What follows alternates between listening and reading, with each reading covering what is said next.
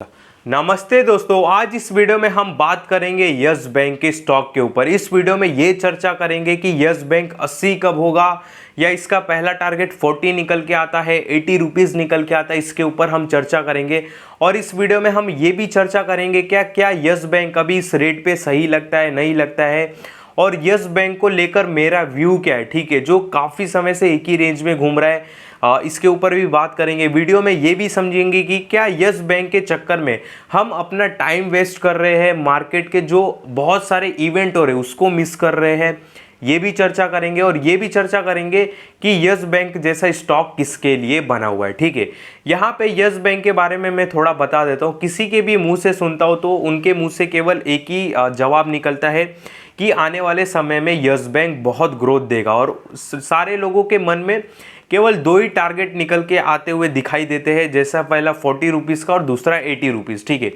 सबने मतलब जो भी इन्वेस्टर है यस बैंक का एक कसम खा लिया है कि पहला 40 टच करेगा और दूसरा 80 टच करेगा। ठीक है, और वो बहुत टाइम से होल्ड भी करके रखे। किसी दिन 5% चल जाता है तो बहुत खुश भी हो जाते, किसी दिन 5-6% नीचे हो जाता है तो बहुत थोड़ा दुख हो जाते हैं। फिर वो बोलते कि ठीक है अगले दिन चलेगा। ठीक है, ऐसे ही होता है जनरली।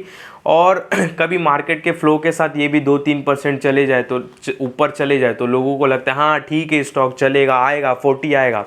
मुझे पता है बहुत लोगों ने उम्मीद लगा के रखा है कि ये 40 आएगा, 80 आएगा। ठीक है, पर मैं आपसे एक सवाल पूछना चाहता हूँ कि ये 80 लाना ही क्यों है इसको, ये 40 आएगा ही क्यों?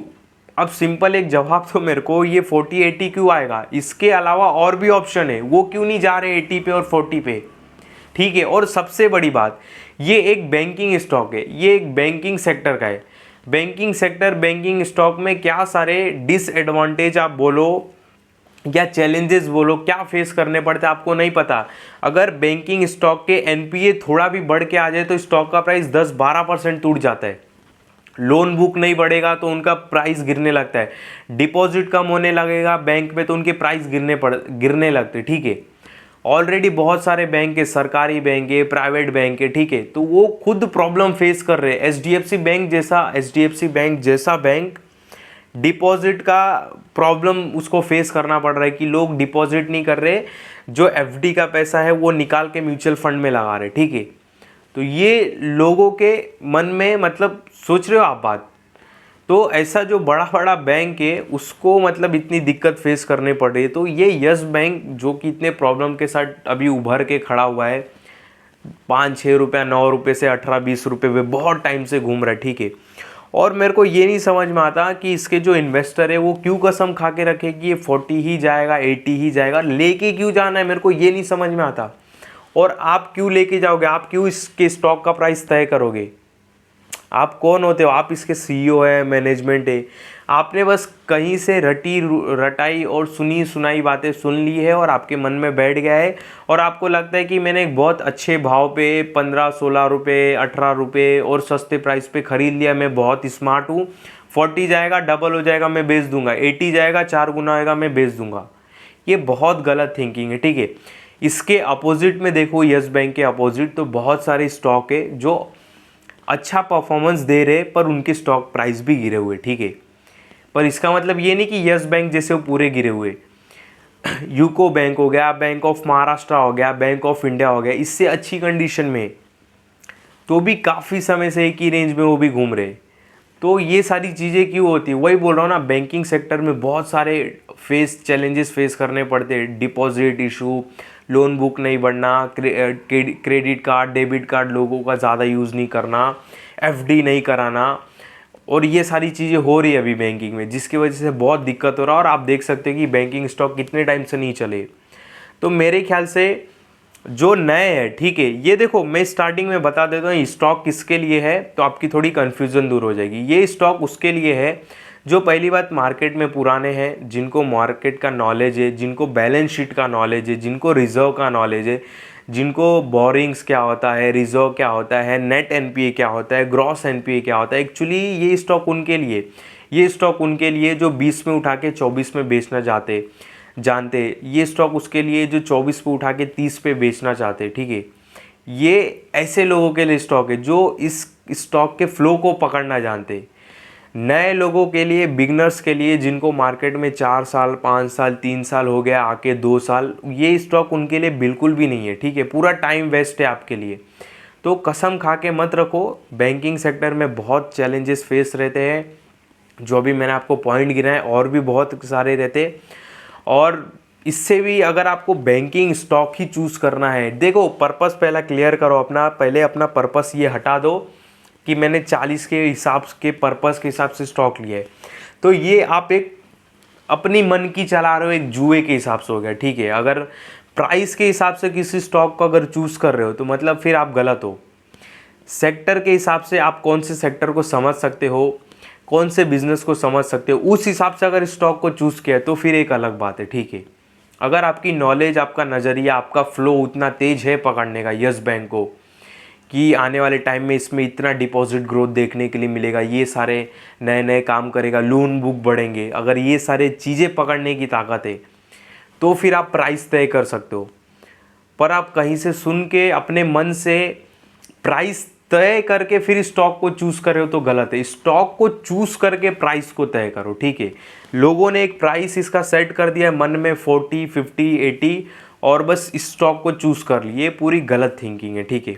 इसमें कुछ नहीं होगा, इसमें क्या होगा मैं आके आपको बताता हूँ, और क्या हो रहा है वो आप खुद देखते भी रहेंगे, ठीक है। तो ये स्टॉक उनके लिए है जो 18 पे उठाया 20 पे बेच दिया, 20 पे उठाया 40 पे बेच दिया, ठीक है। अब मैं क्यों उम्मीद रखूँ इसका 40 जाने के लिए, जब इसकी कंडीशन वैसी नहीं है तो मैं क्यों उम्मीद रखूँ। मेरे पास ऑप्शन है और भी बैंकिंग स्टॉक है, जो अगर बैंकिंग सेक्टर में ही जाना है तो HDFC bank, Kotak bank, axis bank हो गया। सरकारी में बात करूँ तो SBI बैंक है। ये देखो मैं आपको यहाँ पे कहाँ गया, ये 32 के पी पे ट्रेड कर रहा है यस बैंक, इंडस्ट्री पी 12 है। यहाँ पे SBI बैंक है, देखो SBI बैंक का पी कितना है, 9 है। तो लोग SBI बैंक को चूज़ करेंगे, यस बैंक को क्यों चूज़ करेंगे। यहाँ पे मैं HDFC बैंक दिखाऊं, HDFC बैंक का कितना पी, 18 पी है, और यस बैंक का कितना पी है, यस बैंक का पी 32 है। तो मैं इसको क्यों चूज़ करूँ, मैं तो HDFC बैंक को करूँगा अगर बैंकिंग सेक्टर में करना पड़ेगा, ठीक है। यहाँ पे मैं कोटक का दिखाता हूँ, ये देखो ये कोटक महिंद्रा बैंक, इसके पी की बात करूँ तो 16 का पी, तो मैं इसको ही चूज़ करूँगा ना भाई, जब मेरे को ये सस्ती कंपनी मिल रही है और स्टेबल मिल रही है। मतलब ये सारे स्टेबल और इंडिया के टॉप बैंक है, मतलब इनके बिना इंडिया कंट्री चलेगा ही नहीं। ये कुछ ऐसे बैंक है, मतलब कोटक, ये देखो ICICI नहीं दिखा है, 1 मिनट, ये यहाँ पे टॉप 3 बैंक बात कर ही लेते। ICICI बैंक का पी कितना है, 17 है। तो मैं 22 के पी वाले बैंक को क्यों पकड़ूं, मैं 17 के पी वाले बैंक को पकड़ूंगा। तो ये और ये सारे ऐसे बैंक है, ICICI बैंक हो गया, HDFC बैंक हो गया, कोटक बैंक हो गया, कि इनके बिना नहीं चलेगा भारत का काम। हज़ारों करोड़ों लोगों का FD जमा है, पैसे का फ्लो हो रहा है, SIP कट रहे, लोन कट रहे इन बैंक। अगर ये बैंक शट डाउन हो जाते तो कहानी ख़त्म है पूरा, मतलब लोग रोड पे आ जाएंगे और झगड़े हो जाएंगे हर जगह, ठीक है। और ऐसे ही कुछ बैंक की सरकार इनको डूबने भी नहीं देगी। HDFC बैंक, SBI बैंक जैसे अगर बैंक डूब गए तो लोग रोड पे आके, मैं वर्ड नहीं यूज़ कर सकता क्योंकि यूट्यूब पे रिस्ट्रिक्शन है, मैं बता देता हूँ कि अगर ऐसे बैंक डूब गए तो क्या होएगा, ये सारी चीज़ें हो जाएगी रोड पे, समझ रहे हो। तो भाई जब मेरे को बैंकिंग स्टॉक ही चूज़ करना है तो मैं ये इनको क्यों नहीं पकड़ूँ, मैं उसको ही क्यों पकड़ूँ। और इसमें सबसे बड़ा आपका डिसएडवांटेज क्या है, टाइम का, और आप मार्केट के इवेंट को मिस कर रहे हो, समझे बात को। अब मेरे को एक चीज़ बताओ, मैं 5 साल का चार्ट फ्रेम डालता हूँ, 5 साल में मार्केट में क्या क्या इवेंट हो चुके हैं। कोरोना, रशिया यूक्रेन वॉर, बीच में मंदी आई, 17,000 से निफ्टी 26,000 आया, 26,000 से निफ्टी 23,000 आया, 24,000, जो भी रेंज में अभी चलता हो। बहुत बार अप एंड डाउन हुआ मार्केट, बजट हुए, मार्केट ने रैली दी, इलेक्शन हुआ, नीचे गिरा मार्केट, फिर इलेक्शन के बाद मार्केट एक अच्छी रैली देता है। बहुत सारे स्टॉक 5 गुना हुए, 3 गुना हुए, 1000 वाला स्टॉक 2000 हुआ, TVS मोटर डबल हुआ। मतलब अनगिनत एग्जाम्पल है, इन 5 सालों में क्या हुआ रहेगा मार्केट में आपको खुद पता है। तो जब इसमें आप इन्वेस्ट रहोगे तो इस इवेंट को मिस करोगे और आप इसी चक्कर में घूमते रहोगे। देखो इसी चक्कर में, स्क्रीन पर देख रहे हो ना, यही फ्लो में घूमते रहोगे। बस क्या हुआ, यहाँ पे 26 का 11 हुआ, 11 से 18 हुआ, 11 हुआ, 12 हुआ, 16 हुआ, 20 हुआ, 14 हुआ, फिर 28 हुआ, फिर 23 हुआ, फिर 18 हुआ।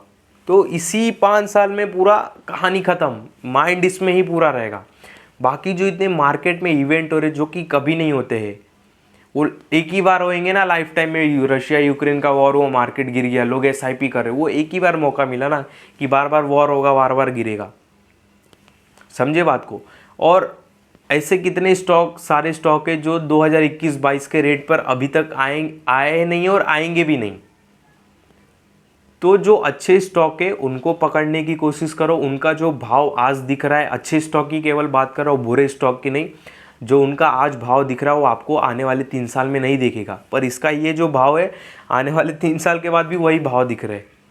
ठीक है, यहाँ पे मैं रेंडमली कोई भी स्टॉक उठा लूँ, कोई भी रेंडम, ये देखो क्या जेनसेट टेक्नोलॉजी लगता है आपको 2023 के 267 और 215 और 200 के भाव में दिखेगा वापस?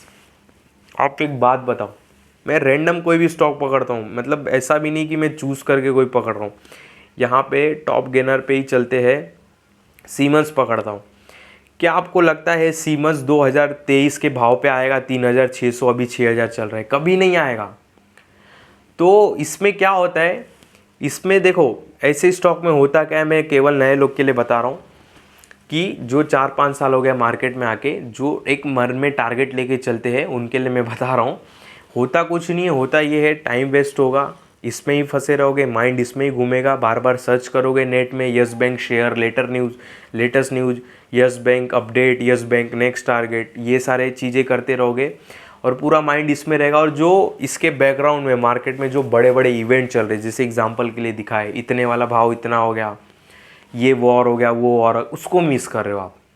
वो सबसे मेन है, उसमें ही असली पैसा बनता है। ठीक है, तो अगर आप एक टारगेट लेके चल रहे हो 80, 90, 100, तो मेरे ख्याल से निकाल देना चाहिए, अच्छे स्टॉक में प्ले करो और ऐसे स्टॉक से दूर ही रहो तो ठीक रहेगा। ठीक है, नहीं तो आपको 18-20 में घुमाते रहेगा और दूसरे स्टॉक 500 के 1000, 1500, 1600 हो जाएंगे, जैसे कि हो भी रहे। एग्जाम्पल से भी दिखाया, मैं तो 2 स्टॉक निकालूंगा, ऐसे 100 स्टॉक निकल जाएंगे जो भाव से 2 गुना 3 गुना हो चुके।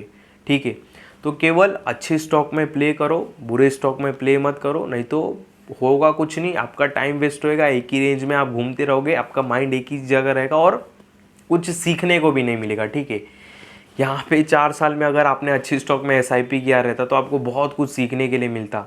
कभी ऊंचे भाव पे खरीदते, कभी नीचे भाव पे खरीदते, कभी मिडल भाव पे खरीदते, कभी गिरते मार्केट में खरीदते, कभी ऊपर वाले मार्केट में खरीदते। तो इससे लोगों को सीखने के लिए मिलता है, मार्केट के फ्लो को पकड़ना सीखोगे आप कि हाँ भाई मार्केट का एक फ़्लो है, निफ्टी रैली देता है तो फिर गिरता भी है। एक मार्केट के फ़्लो को आप पकड़ोगे, ठीक है, अच्छी स्टॉक के साथ अगर जाएंगे तो, और ऐसे ही स्टॉक के साथ अगर घूमते रहेंगे हम, तो फिर कुछ मार्केट का फ़्लो भी नहीं पता चलेगा, कहाँ निफ्टी जा रहा है, नहीं जा रहा है, कितना निफ्टी जाने के बाद गिरेगा नहीं गिरेगा, कुछ समझ में नहीं आएगा। ठीक है, तो मार्केट के फ़्लो के साथ चलो और अच्छे स्टॉक में केवल काम करो, ऐसे स्टॉक में काम मत करो और अपनी जिद लेके बिल्कुल भी मत चलो। ठीक है, तो आपको कुछ भी इससे रिलेटेड पूछना हो कमेंट में भी पूछ सकते हो, कोई दिक्कत वाली बात नहीं है।